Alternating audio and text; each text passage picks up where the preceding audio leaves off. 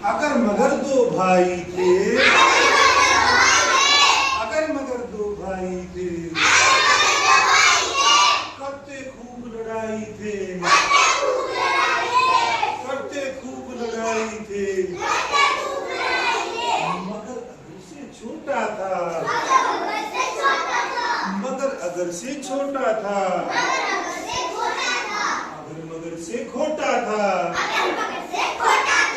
अगर मगर से खोटा था, अगर अगर कुछ कहता था, मगर नहीं चुप रहता था, बोल बीच में पड़ता था, और मगर से लड़ता था, और मगर से लड़ता था। एक दिन अगर चिल्लाया, गुस्से में बढ़कर आया, और मगर पर टूट पड़ा, हुई खूब गुत्थम गुत्था,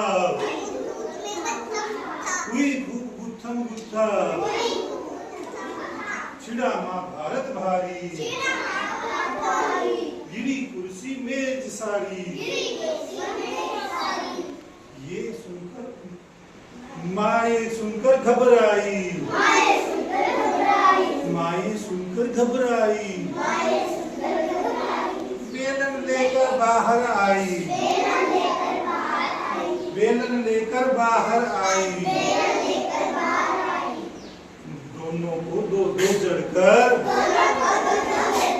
दोनों को दो दो जड़कर अलग कर दिए अगर मगर। एक तरफ था अगर खड़ा, दूसरी ओर मगर पड़ा। Thank you.